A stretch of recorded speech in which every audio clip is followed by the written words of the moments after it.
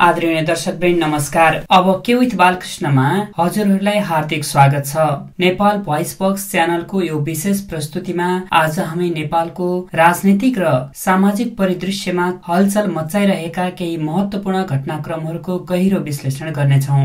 Expose झोले सामाजिक सञ्जाल ट्रेन्ड, पूर्व प्रधान न्यायाधीश तथा अन्तरिम प्रधानमन्त्री सुशीला कार्कीका दूरगामी घोषणाहरू र सञ्चार मन्त्री जगदीश खरेलको पासपोर्ट प्रतिबन्ध सम्बन्धी बयान, यी सबैले नेपाली समाजलाई कता डोर्याउँदैछन्। आज के यो केवल तात्कालिक तरंग मात्र हो वा नेपालको राजनीतिक भविष्यको लागि एउटा नयाँ र सम्भावनायुक्त मोड? आज हामी यी प्रश्नहरूको उत्तर खोज्नेछौँ, तथ्य विश्लेषण र बहुआयामिक दृष्टिकोणका साथ। सन् 2025 को सेप्टेम्बरमा देशलाई हल्लाएको जेएनजी आन्दोलनको प्रत्यक्ष परिणाम स्वरूप सामाजिक सञ्जालमा एक्सपोज झोले नामक एक सशक्त ट्रेन्ड भाइरल भएको छ। टिकटक, इन्स्टाग्राम, एक्स जस्ता प्लेटफर्महरूमा युवाहरूले राजनैतिक दलका झोलेहरूलाई निशाना बनाएका छन्। झोले भन्नाले नेपाली स्ल्याङमा झोला बोक्ने वा अन्धभक्त समर्थकलाई जनाउँछ, जसले पार्टी वा नेताको गलत कार्यलाई पनि बिना प्रश्न समर्थन गर्दछन्। यो ट्रेन्ड विशेष गरी एमाले, कांग्रेस जस्ता परम्परागत दलका झोलेहरू प्रति लक्षित देखिन्छ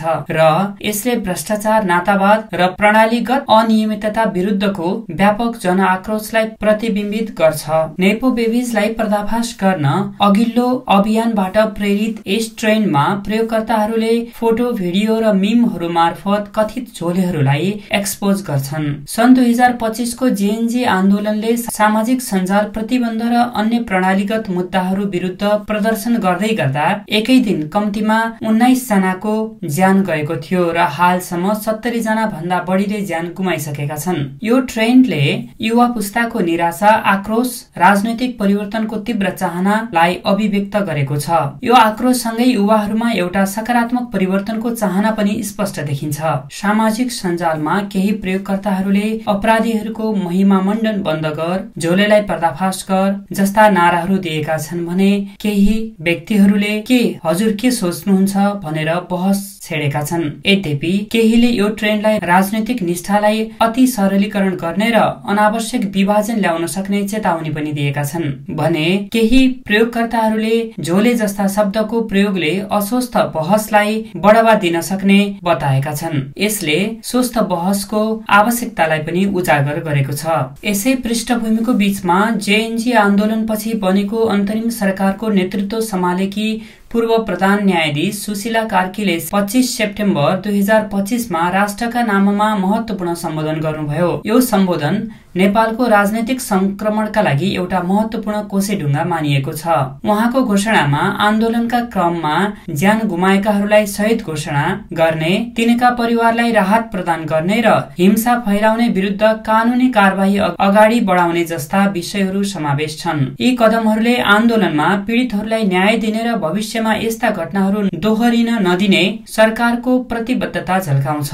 यी कार्यहरूले सुशासन तर्फको यात्राको संकेत दिन्छ। कार्कीले सुशासन प्रवर्धन गर्ने, अनुत्पादक परियोजनाहरू खारेज गरी स्रोत साधनको समुचित प्रयोग गर्ने, आगामी संसदीय निर्वाचनको तयारी गर्ने योजना पनि अघि सार्नुभयो। सबैभन्दा महत्वपूर्ण घोषणा मध्ये एक भनेको मतदान गर्ने उमेर 18 बाट 16 मा झार्नु र विदेशमा रहेका नेपालीहरूलाई पनि मतदानको अधिकार सुनिश्चित गर्नु हो। यी कदमहरूले युवाको आवाजलाई अझ बढी सशक्त बनाउने र नेपाली लोकतन्त्रलाई थप समावेशी बनाउने लक्ष्य राखेका छन्। यो लोकतन्त्रलाई थप फराकिलो र जीवन्त बनाउने एउटा महत्वपूर्ण पहल हो। निर्वाचन आयोगले मतदाता नामावली अद्यावधिक गर्ने कार्य नोभेम्बर 16 सम्मका लागि खोलेको छ। आन्दोलनका क्रममा उच्च जनविश्वास कमाएकी कार्कीको नेतृत्वमा यी सुधारहरूले नेपालको राजनैतिक पुनर्संरचनामा सकारात्मक प्रभाव पार्ने अपेक्षा गरिएको छ। यद्यपि यी योजनाहरूको कार्यान्वयनमा भने चुनौती यथावत छन्। कार्कीको यस घोषणासँगै अन्तरिम सरकारका सञ्चार तथा सूचना प्रविधि मन्त्री जगदीश खरेलले राजनैतिक दलका शीर्ष नेताहरूको पासपोर्ट प्रतिबन्ध लगाउने विषयमा सरकारले अध्ययन गरिरहेको बयान दिनुभएको छ। सेप्टेम्बर 25 मा आएको यो बयानले राजनैतिक वृत्तमा तरंग ल्याएको छ। पत्रकारिता पृष्ठभूमिबाट आएका खरेल, जो आफ्नो कड़ा अन्तर्वार्ताका लागि परिचित छन्, उनको यो भनाइले भ्रष्टाचार आरोप लागेका नेताहरूलाई देश छाडेर भाग्नबाट रोक्ने सरकारको मनसाय स्पष्ट पार्छ। यो कदम अन्तरिम सरकारको भ्रष्टाचार विरोधी एजेन्डासँग मेल खान्छ, प्रणालीगत सुधारको प्रतिबद्धतालाई थप बल पुर्याउँछ। यो भ्रष्टाचार नियन्त्रणको एउटा बलियो संकेतका रूपमा हेरिएको छ। खरेलले हालै 10 स्थानमा निशुल्क वाइफाई जडान गर्ने जस्ता परियोजनाहरू पनि सुरु गर्नु भएको छ, जसले विवादित सामाजिक सञ्जाल प्रतिबन्धपछि डिजिटल पहुँचमा सरकारको जोडलाई देखाउँछ। यद्यपि खरेलको यो बयानमाथि विभिन्न टीका टिप्पणीहरू पनि भइरहेका छन्। कतिपयले यसलाई भ्रष्टाचार नियन्त्रणका लागि आवश्यक मानेका छन् भने कतिपयले यसलाई राजनैतिक पूर्वाग्रहमा आधारित कारबाही पो हो कि भन्ने आशंका गरेका छन्। नेपाली कांग्रेससँग उनको सम्बन्धबारे उठेका प्रश्नहरूले पनि सार्वजनिक जाँचलाई थप गहन बनाएको छ। यसले सरकारको भ्रष्टाचार विरोधी अभियानलाई थप पारदर्शी र निष्पक्ष बनाउनु पर्ने चुनौती थपिदिएको छ। यद्यपि यी चुनौतीहरूलाई सामना गर्दै सरकार अघि बढ्ने अपेक्षा गरिएको छ।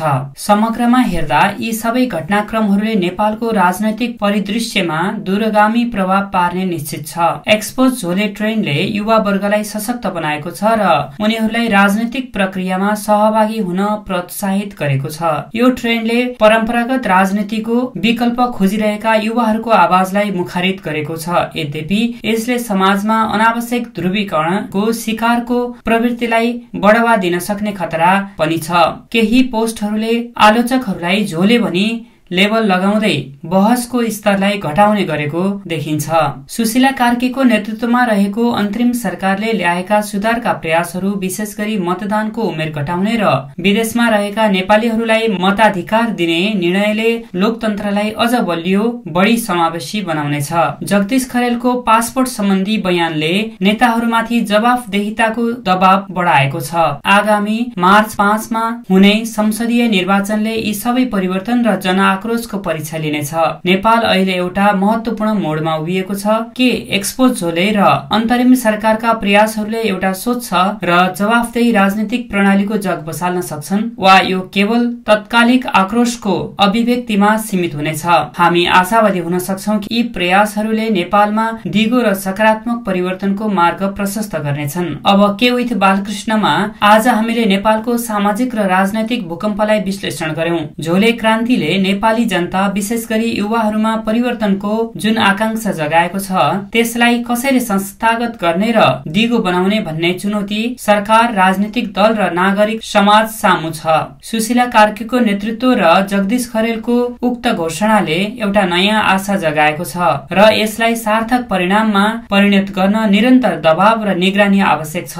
यी सबै प्रयासहरूले एक उज्जवल र समृद्ध नेपालको परिकल्पना साकार पार्न मद्दत गर्नेछन् भन्नेमा हामी विश्वस्त छौं। हाम्रो आजको यो विश्लेषण हजुरलाई कस्तो लाग्यो? कृपया आफ्नो विचार कमेन्ट बक्समा लेख्नुहोला। साथै हाम्रो नेपाल भोइस बक्सलाई लाइक, शेयर र सब्स्क्राइब गर्न नभुल्नुहोला।